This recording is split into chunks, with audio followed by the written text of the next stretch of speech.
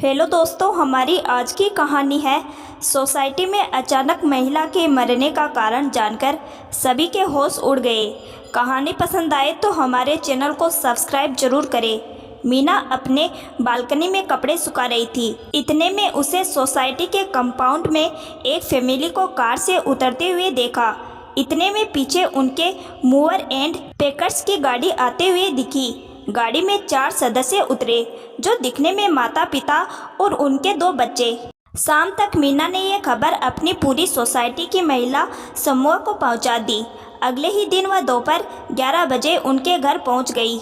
जी नमस्कार, हम इस सोसाइटी की महिला मंडल के द्वारा आपका स्वागत करते हैं। महिलाओं के समूह में से एक महिला ने कहा, जी नमस्कार, आप लोग अंदर आइए। मेरा परिचय महिमा खन्ना, मेरे पति राजीव जो बैंक में काम करते हैं और मेरे 2 बच्चे हैं। बड़ा बेटा 8वीं में और छोटा 5वीं में। महिमा ने अपना परिचय उनको देते हुए कहा, जी मैं इस समूह की अध्यक्षा मीना। आपको किसी भी चीज़ की ज़रूरत हो या फिर कोई परेशानी हो तो मुझे अवगत कराइएगा। हम लोग आपको निमंत्रण देने आए हैं कि हमारे समूह की मीटिंग शनिवार को है, तो आप भी आइएगा। जी ज़रूर, जब इस सोसाइटी का हिस्सा बन गए हैं तो फिर मीटिंग में तो आना ही पड़ेगा। महिमा ने मुस्कुराते हुए कहा। सभी महिलाएं चाय नाश्ता कर अपने अपने घर की तरफ रवाना हो गई। शनिवार के दिन जब मीटिंग के लिए सब इकट्ठे हो गई तो मीना जी ने महिमा का परिचय पूरी सोसाइटी की महिलाओं के सामने दिया। आप बताइए, आपकी रुचि किस क्षेत्र में है? मीना जी ने पूछा।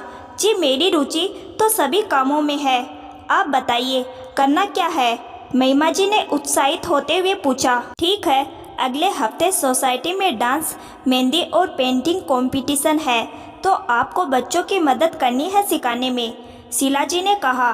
ठीक है, मैं शाम को 4 से 5 के दौरान बच्चों को सिखा सकती हूँ, महिमा ने कहा। अगले दिन महिमा टाइम से ही सोसाइटी के हॉल में आ जाती है और बच्चों को बहुत ही प्यार से सिखाती है। महिमा जी, बच्चे तो आपकी तारीफ करते नहीं थकते, मीना जी ने कहा। अरे ये तो खाना भी लाजवाब बनाती है। मेरा बेटा कह रहा था आंटी ने बहुत ही टेस्टी पास्ता बनाकर खिलाया। शीला जी ने कहा। आप तो यूं ही मेरी तारीफ कर रही है, महिमा जी ने कहा। तारीफ नहीं महिमा जी, सही में हमने तो बच्चों के मुँह से आपकी तारीफ सुनी है, मीना जी ने कहा। तो फिर आप कल सभी सोसाइटी की महिलाएं दोपहर में मेरे घर पर आइए, एक छोटी सी गेट टुगेदर रखते हैं, महिमा ने कहा। आप वैसे ही सोसाइटी के लिए अपना समय निकाल रही है, वही काफ़ी है, मीना जी ने कहा। ऐसी कोई बात नहीं है, आप सब लोग मेरे घर आएंगे तो मुझे बहुत अच्छा लगेगा। इस बहाने थोड़ी गपशप भी हो जाएगी, महिमा कहती है। अगले दिन दोपहर में सोसाइटी की औरतें महिमा के घर पर एकत्रित होती है। सब उसके घर की सजावट देखकर बहुत तारीफ करती है। साथ ही महिमा ने नाश्ते में कई चीज़ें बनाकर रखी होती है। महिमा जी, कहना पड़ेगा आप तो हर काम में परफेक्ट है, कविता ने कहा। खुश मिजाज महिमा पूरी सोसाइटी की जान बन गई। कोई भी उसके जीवन को देखकर प्रभावित हुए बिना नहीं रहता। उसके चेहरे पर हमेशा ही मुस्कुराहट रहती। महिमा सोसाइटी में हर फंक्शन में बढ़ चढ़कर हिस्सा लेती। महिमा को सोसाइटी में आए 6 महीने हो चुके थे। एक दिन अचानक से एम्बुलेंस आती है और महिमा को उसमें ले जाया जाता है। अचानक शव को देखकर सोसाइटी वालों को कुछ समझ में नहीं आता। बच्चों को उनकी नानी ले जाती है और राजीव महिमा के साथ हॉस्पिटल में होता है।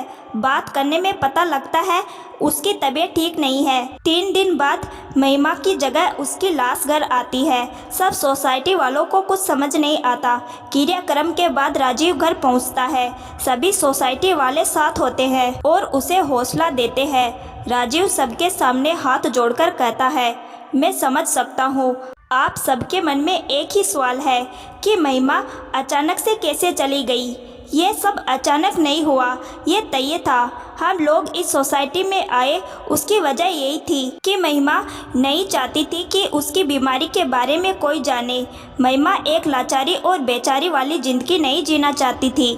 महिमा के स्तन कैंसर की अंतिम अवस्था थी। जब हमें ये पता चला, महिमा पूर्ण रूप से टूट चुकी थी।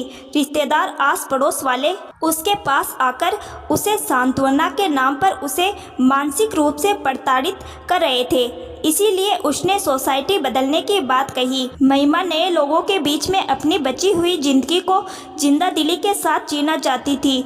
वह मात्र 35 वर्ष की लेकिन एक जिंदा दिल इंसान थी। इस बीमारी को उसने स्वीकार कर रोज अपने जीवन को सार्थक रूप से जीने में लगी रहती थी। ये सत्य मैं पहले से जानता था। शायद आप लोगों को कभी महिला के व्यवहार से यह न लगा हो कि वह इस तरह की परिस्थितियों से गुजर रही है। आप लोगों के प्यार और आप लोगों का साथ मिला, वह हमेशा इसका आभार भगवान को देती थी। महिमा को अंत समय में इतना अच्छा माहौल मिला। मैं आप सभी को महिमा और मेरी तरफ से बहुत बहुत धन्यवाद देता हूँ। यह कहकर राजीव अपनी आंखों से आंसू पोंछता है। सभी सोसाइटी वाले राजीव की बात सुनकर विश्वास नहीं कर पाते कि वह महिला हंसी के पीछे इतने बड़े दुख छुपा रही है। मीना जी कहती है, हमने महिमा जी के साथ बहुत कम समय बिताया, लेकिन इतने से समय काल में भी महिमा जी ने हम सबको अपना बना लिया था।